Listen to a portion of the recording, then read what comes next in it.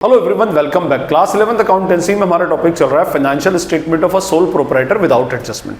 Previous lecture में हमने discuss किए थे फॉर्मूला बेस्ड क्वेश्चंस, जिसमें हमने calculation of cost of goods sold पर डिस्कशन किया था, gross profit, net profit etcetera का कैलकुलेशन किया था यूजिंग डिफरेंट फॉर्मूलाज। ओके, इस लेक्चर से अब हम स्टार्ट करेंगे different formats means income statement का फॉर्मेट और बैलेंस शीट का फॉर्मेट। और सबसे पहला अकाउंट जो होता है इनकम स्टेटमेंट में होता है ट्रेडिंग अकाउंट। तो इस लेक्चर में अब हम कंसेप्ट ऑफ ट्रेडिंग अकाउंट होता क्या है, क्यों बनाया जाता है, ट्रेडिंग अकाउंट का फॉर्मेट एक्चुअली क्या और ट्रेडिंग अकाउंट कौन सा प्रॉफिट कैलकुलेट करने के काम में आता है, in short overall about trading account. हम ट्रेडिंग अकाउंट के बारे में सारे के सारे कंसेप्ट को इस लेक्चर के अंदर डिस्कशन करेंगे।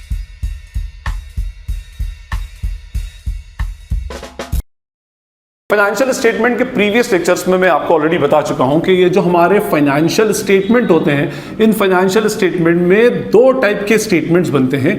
First type of statement is called what income statement, second type of statement is called what balance sheet. ठीक है, हमारा जो इनकम स्टेटमेंट होता है ये हमारे बिजनेस का परफॉर्मेंस स्टेटमेंट होता है, और हमारी जो बैलेंस शीट होती है हमारे बिजनेस की पोजीशन स्टेटमेंट होती है। अब परफॉर्मेंस क्या, हमारे बिजनेस का परफॉर्मेंस मालूम पड़ता है हमारे बिजनेस के प्रॉफिट और लॉस से, और पोजीशन हमारे बिजनेस की मालूम पड़ती है हमारे बिजनेस की एसेट और लायबिलिटी से। ठीक है, प्रॉफिट लॉस से या एसेट एंड लायबिलिटी से। ठीक है, अब ये जो हमारा प्रॉफिट या लॉस है, ये प्रॉफिट्स और लॉसेस भी दो टाइप के होते हैं। इसमें मैंने आपको लास्ट टाइम भी बताया था, एक प्रॉफिट होता है हमारा ग्रॉस प्रॉफिट जो एक्चुअल प्रॉफिट नहीं होता और जो सिर्फ हमारे बिजनेस की ट्रेडिंग एक्टिविटी से आता है, और सेकंड होता है हमारा क्या, नेट प्रॉफिट, जो हमारा फाइनल प्रॉफिट होता है, और यही वो प्रॉफिट होता है जो ओनर की कैपिटल में जाकर के फाइनली ऐड होता है। ओके, अब देखिए ग्रॉस प्रॉफिट फाइंड आउट करने के लिए we use to prepare what trading account. इसके अंदर पहले ट्रेडिंग अकाउंट बनता है, नेट प्रॉफिट फाइंड आउट करने के लिए हमारा बनता है कौन सा, प्रॉफिट एंड लॉस अकाउंट। तो मींस, और दूसरी बात, हमें क्लास 11 के अंदर स्टेटमेंट के फॉर्मेट में फाइनेंशियल स्टेटमेंट नहीं बनाने, अकाउंट फॉर्मेट के अंदर बनाने। तो अकाउंट फॉर्मेट में पहले हम बनाते हैं ट्रेडिंग अकाउंट, फिर उसके बाद हमारा बनता है profit and loss account. Trading account पहले हमारा ग्रॉस प्रॉफिट कैलकुलेट करके देता है, प्रॉफिट एंड लॉस हमारा नेट प्रॉफिट कैलकुलेट करके देता है। अभी हम सिर्फ ट्रेडिंग अकाउंट के बारे में बात कर रहे हैं उसी के फॉर्मेट में। तो अभी हम समझें कि ट्रेडिंग अकाउंट के आगे के और कंसेप्ट क्या है। देखिए, ये जो ट्रेडिंग अकाउंट है, ये वर्ड ट्रेडिंग, सबसे पहले हम बात करें ट्रेडिंग। तो ट्रेडिंग जो होती है, ट्रेडिंग एक्टिविटी होती है बिजनेस के अंदर। ट्रेडिंग एक्टिविटी एक तो होगी बाइंग की और दूसरी होगी क्या, सेलिंग की। बाय करना और सेल करना ये बिजनेस की इंटीग्रल एक्टिविटी है और बेसिक एक्टिविटी है। बाइंग और सेलिंग के बिना आपका बिजनेस नहीं चल सकता। तो buying and selling is called as trading activity. अच्छा, बाइंग एंड सेलिंग डिपेंड करता है कि बिजनेसमैन किस टाइप का है। लेट्स सपोज कि अगर बिजनेसमैन क्या है, ट्रेडर है, तो वो बाय क्या करेगा, फिनिश गुड्स ही बाय करेगा और फिनिश गुड्स ही मार्केट में सेल करेगा। मींस क्या करता है, फिनिश गुड्स लेकर आता है और उसी को क्या करता है, मार्केट में वो रीसेल कर देता है। ऑन द अदर हैंड, अगर ये बंदा मैन्युफैक्चरर है, ठीक है, तो मैन्युफैक्चरर मार्केट से रॉ मटेरियल बाय करता है, उसकी प्रोसेसिंग करता है और उसके बाद मार्केट में फिनिश गुड्स को सेल करता है। तो ये हमारी क्या कहलाती है, ट्रेडिंग एक्टिविटी। अब अगर आप, फिर वही बोल रहा हूं मैं कि अगर आप ट्रेडर हैं तो समझ जाइए आपको फिनिश गुड्स को बाय करके फिनिश गुड्स को सेल करना, that is our trading activity. और अगर आप मैन्युफैक्चरर हैं तो आपने रॉ मटेरियल बाय करके उसको प्रोसेसिंग करके और उसके बाद उसको फिनिश गुड्स को सेल करना, that is the trading activity. अब ये जो पूरी की पूरी ट्रेडिंग एक्टिविटी है, ठीक है, नेचुरली बिजनेस में कोई भी एक्टिविटी जो होती है वो मॉनेटरी टर्म्स में होती है, क्योंकि हमारा यहां पर मनी मेजरमेंट प्रिंसिपल लगता है। देखिए, ये जो बाइंग की एक्टिविटी है ये भी मॉनेटरी एक्टिविटी है, पैसा देकर बाय करेंगे। सेलिंग की एक्टिविटी भी जो है ये भी मॉनेटरी एक्टिविटी है। रॉ मटेरियल की बाइंग भी मॉनेटरी एक्टिविटी है, सेलिंग भी मॉनेटरी एक्टिविटी है। और उसके बाद ये जो लिखा है हमारी processing, that is also a monetary activity. Processing का मीनिंग होता है जब हम रॉ मटेरियल को फिनिश गुड्स में कन्वर्ट करते हैं। तो रॉ मटेरियल को फिनिश गुड्स में कन्वर्ट करने के लिए हमें मजदूर जो उसको कन्वर्ट कर रहा है उसकी मजदूरी, वेजेस पे करना पड़ेगी, मशीन के सारे एक्सपेंसेस पे करना पड़ेंगे, फैक्ट्री से रिलेटेड सारे एक्सपेंसेस पे करना पड़ेंगे। मींस आपकी ट्रेडिंग एक्टिविटी के अंदर कुछ एक्सपेंसेस होते हैं और कुछ आपकी रेवेन्यू जनरेट होती है। रेवेन्यू तो घूम फिर कर सिर्फ एक ही जनरेट होती है, कौन सी, आपकी सेल्स। भाई ट्रेडिंग की से रेवेन्यू कौन सी, सेल्स, माल बेचा, उससे क्या होगा, आपकी सेल्स जनरेट होगी। लेकिन इस सेल्स को अचीव करने के लिए हमें बहुत सारे एक्सपेंसेस करने पड़ते हैं, just like what purchases, just like what manufacturing expenses, just like expenses incurred on purchases of goods, just like expenses incurred in the factory. और ये सारे एक्सपेंसेस टेक्निकली हमारे कहलाते हैं डायरेक्ट एक्सपेंसेस। डायरेक्ट एक्सपेंसेस को मैं प्रीवियस टू प्रीवियस लेक्चर के अंदर इक्वेशंस और टर्मिनोलॉजीज वाले लेक्चर के अंदर मैं एक्सप्लेन कर चुका हूं।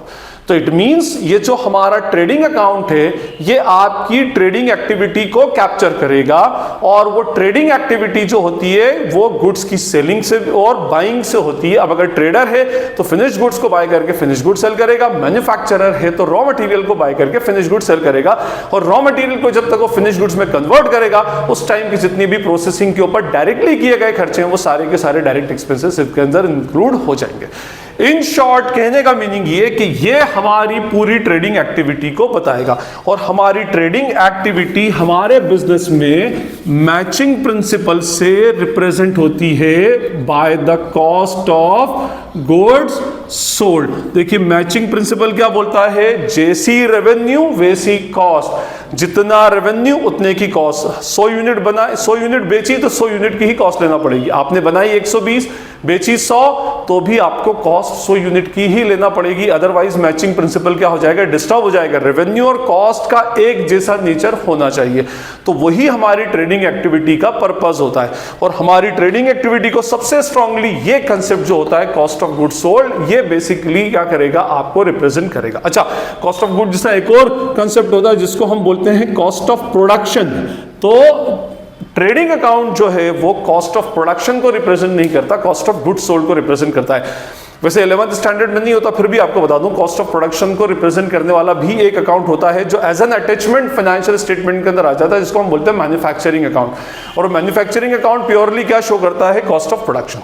बट एनीवे 11th स्टैंडर्ड में नहीं है, हम सिर्फ किसकी बात कर रहे हैं, कॉस्ट ऑफ गुड्स सोल्ड की। तो हमारा जो ट्रेडिंग अकाउंट है, ट्रेडिंग अकाउंट आपकी ट्रेडिंग एक्टिविटी से होने वाली कॉस्ट और उस पर इनकर्ड होने वाले रेवेन्यू को एक्चुअली शो करता है, और इन दोनों के डिफरेंसेस का जो प्रॉफिट आता है जिसको हम क्या बोलते हैं, ग्रॉस प्रॉफिट, ये ग्रॉस प्रॉफिट कैलकुलेट करके एक्चुअली देता है। Fine, I hope trading account का कंसेप्ट आपको क्लियर हो गया। तो अब आप कुछ भी करें, अब आप अगर ट्रेडर हैं तो एज अ ट्रेडर उसको ले लें। फिर देखिए ट्रेडर के भी बाइंग और सेलिंग के अंदर बहुत सारे डायरेक्ट एक्सपेंसेस इनकर्ड होते हैं। आप हमेशा ट्रेडिंग अकाउंट को एज अ मैन्युफैक्चरर मत सोचिएगा, ट्रेडर के पॉइंट ऑफ व्यू से भी होता है। हाँ, ये बात अलग है कि हमारे जो बुक के अंदर न्यूमेरिकल क्वेश्चंस होते हैं उसमें मैक्सिमम हम मैन्युफैक्चरर पॉइंट ऑफ व्यू से लेकर चलते हैं, बट स्टिल आपको ट्रेडर के ट्रेडिंग अकाउंट के लिए सिर्फ मैन्युफैक्चरर होना जरूरी नहीं है, ट्रेडर के लिए भी ट्रेडिंग अकाउंट का प्रिपरेशन एनीवे होता है। ठीक, फाइन। तो हमारे ट्रेडिंग अकाउंट में कॉस्ट आएगी और रेवेन्यू आएगी। कॉस्ट कौन सी होगी, जितनी रेवेन्यू उतने की ही कॉस्ट, जितनी यूनिट की रेवेन्यू उतनी ही यूनिट की कॉस्ट। दैट्स व्हाई हम कौन सी कॉस्ट कंसीडर करते हैं इसमें, cost of goods sold. Fine, तो ये ट्रेडिंग अकाउंट का कंसेप्ट मैंने आपको बता दिया। अब मैं इसका फॉर्मेट बना रहा हूं और फॉर्मेट के साथ साथ ही मैं इसके और आगे के कंसेप्ट भी एक्सप्लेन करता जाऊंगा। ये हमारा फॉर्मेट है ट्रेडिंग अकाउंट का। सबसे पहले हम ऊपर डालते हैं trading account heading, trading account और ब्रैकेट में लिखते हैं for the year ending on. For the year ending on क्यों लिखा जाता है, as per accounting period principal. मैंने क्या कहा था आपको कि financial statement at the end of accounting cycle prepare होता है और ये आपके अकाउंटिंग साइकिल को कंप्लीट करता है। जर्नल बनते हैं, लेजर बनते हैं, ट्रायल बैलेंस बनते हैं और उसके बाद एंड ऑफ द ईयर में आपका फाइनेंशियल स्टेटमेंट प्रिपेयर होता है। तो इसलिए यहां लिखा गया है for the year ending on. अगर बाय चांस कभी किसी क्वेश्चन में 6 मंथ्स का ट्रायल बैलेंस दे दे तो हम यहां लिख देंगे for the 6 months ending on. Quarterly दिया है तो for the quarterly ending on. But generally मैंने आपको बताया था स्टैंडर्ड प्रैक्टिस क्या है कि हम एंड ऑफ द ईयर में बनाते हैं और एंड ऑफ द ईयर में यहां क्या लिखेंगे, for the year ending on. ठीक है, और डुअल एस्पेक्ट प्रिंसिपल से डेबिट एंड क्रेडिट, ये वाला लेफ्ट हैंड साइड डेबिट का, राइट हैंड साइड क्रेडिट का। पर्टिकुलर अमाउंट इसमें डेट इसलिए नहीं होती क्योंकि स्पेसिफिकली एक स्पेसिफिक ईयर का और हमें पता है ये एंड ऑफ द ईयर में बनाया जा रहा है। ठीक है, अब एक बात याद रखिएगा कि जो हमारा ट्रेडिंग अकाउंट है तो trading account itself is a nominal account. ठीक है, नॉमिनल अकाउंट हम इसको बोलते हैं और आपने पढ़ा होगा traditional rules of accounting. Traditional rules of accounting का मेरी एक डेडिकेटेड लेक्चर है, आप वहां से उसमें ट्रेडिशनल और मॉडर्न रूल्स भी समझ सकते हैं।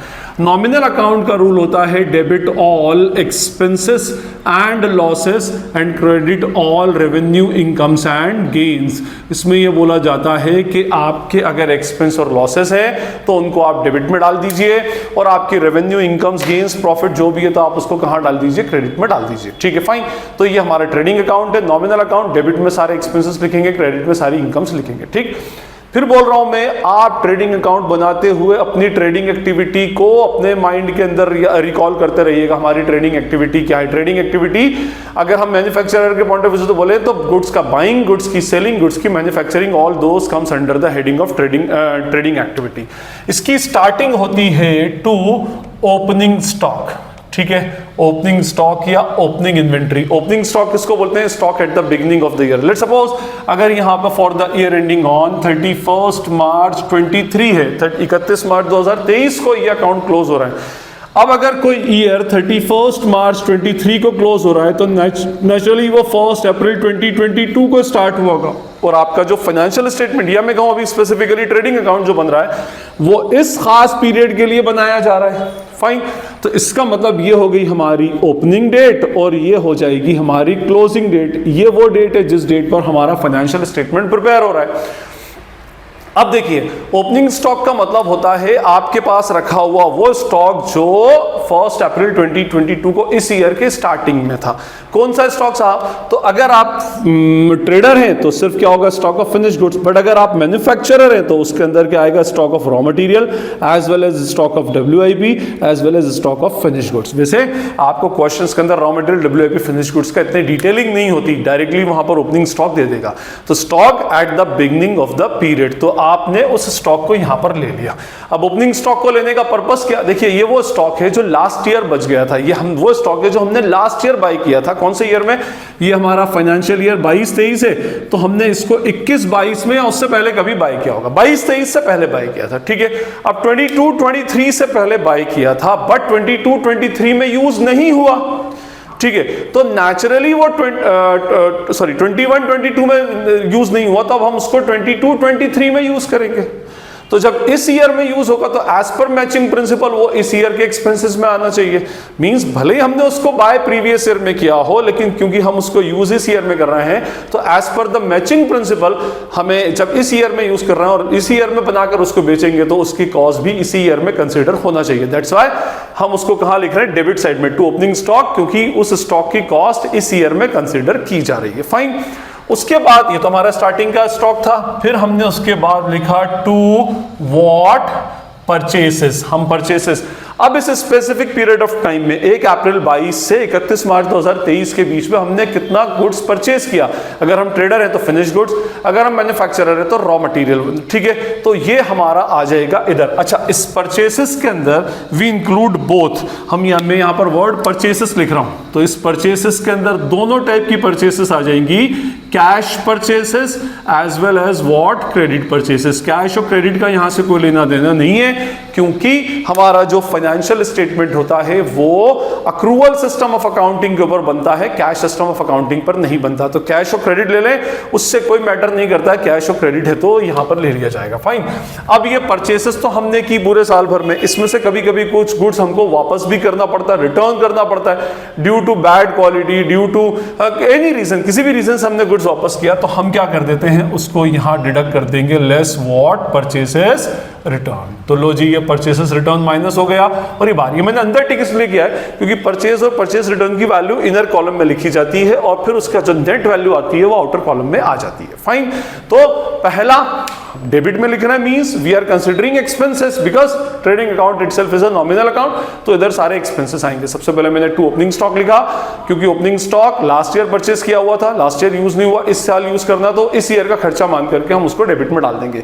ये वो आइटम है जो इस ईयर में हमने परचेस की कैश में, क्रेडिट में, और उसमें से जो रिटर्न कर दिया हमने उसको माइनस कर दिया। ठीक है, उसके बाद हम यहां पर सारे वो एक्सपेंसेस लेते हैं जो हमारी ट्रेडिंग एक्टिविटी को प्रमोट करने के काम में आते हैं, वो एक्सपेंसेस जो हमारे परचेसेस से रिलेटेड होंगे, वो एक्सपेंसेस जो हमारे मैन्युफैक्चरिंग से रिलेटेड, या वो एक्सपेंस जो हमारे फैक्ट्री में इनकर्ड होंगे, जिनको हम इन शॉर्ट क्या बोलते हैं? All direct expenses. अब डायरेक्ट एक्सपेंसेस में क्या क्या आ जाते हैं? टू कैरेज इन वर्ड, ठीक है, क्या आ सकता है? To wages, to octroi duty, to fuel and power, etcetera etcetera, ये अलग अलग खर्चे आ जाएंगे। टू अदर, मैं यहाँ लिख देता हूँ directly, to other direct expenses, ये हमारे सारे डायरेक्ट एक्सपेंसेस इसके अंदर आ जाएंगे। जो भी डायरेक्ट एक्सपेंस हो, अब आपको डायरेक्ट एक्सपेंस और इनडायरेक्ट एक्सपेंसेस में क्लासिफिकेशन तो क्लियर हो गया होगा।